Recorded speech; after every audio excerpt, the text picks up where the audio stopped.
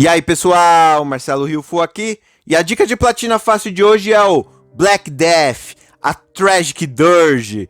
O game conta com 6 troféus de bronze, 6 troféus de prata, 8 troféus de ouro e uma platina. E ele demora 5 minutos para ser platinado. A platina do game consiste basicamente em você pegar todos os coletáveis, não tem nenhum segredo aqui. Basicamente é só você seguir aí o meu vídeo que você vai ter aí a localização de todos os coletáveis e vai platinar o game ali em 5 minutos, 5 minutos e meio assim no máximo. É isso, segue aí agora o vídeo com a localização de todos os coletáveis e no demais é isso. Se você quiser, deixa aí um like, um dislike, um comentário, se inscreve no canal e etc. Obrigado pela visita e tchau!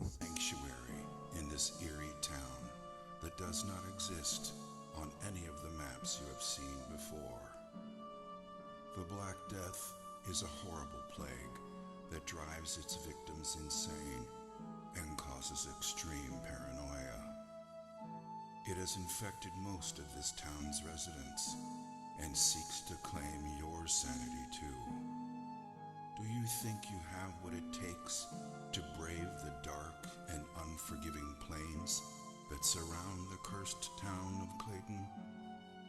Are you brave enough to face the Black Plague as it scorns the land by day and all the terrors that lurk in the shadows in the dead of night? Steel yourself and be prepared to explore while unraveling the secrets within this grim world of darkness and despair.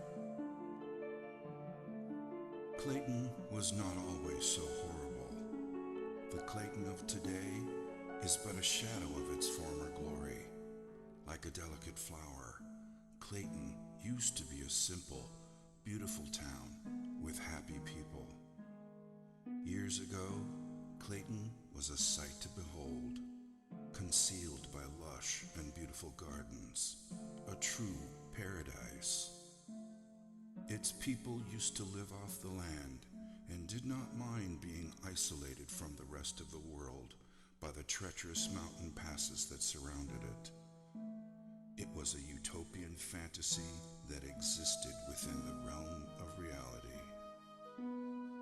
The sun rose majestically in the east and brought hope and radiance on its golden rays. The crystal clear waters were more than just pristine and pure. They carried the spirit of sustenance and continuously nourished their souls.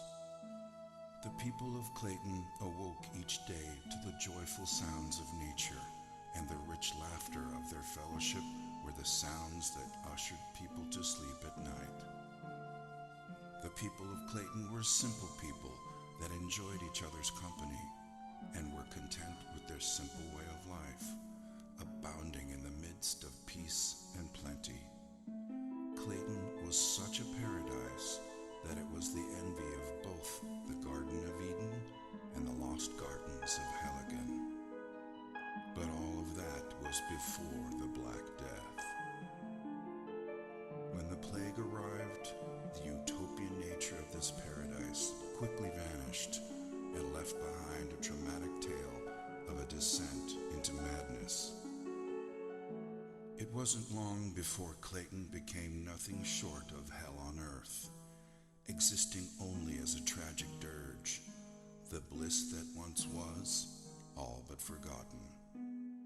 It wasn't also so much the stain of the Black Plague that caused the most distress, for the history of mankind has been laced with the stories of plagues and epidemics, and finally, survival. In this case, it was the sheer lethality of the plague, the pain and anguish it caused as the plague slowly destroyed the skin of the infected, transforming humans into zombie-like creatures who sought desperately the escape of death, never to find even that level of salvation. And so, the fear of the Black Plague brought hysteria, taking root in their hearts, and justifiably so. At first, there was no way to distinguish the infected from the uninfected, so it spread rapidly, and everyone grew increasingly wary of each other. Their paranoia was only worsened by the solitude they lived in, a solitude that they once treasured, but now became the trigger for their insanity. Once a close-knit family, their agony, fear, and trauma diminished their intimacy with rampant rumors and suspicion. Who was still sane and who wasn't? Death became as common as the cold of loneliness, and yet as scarce as the sunlight.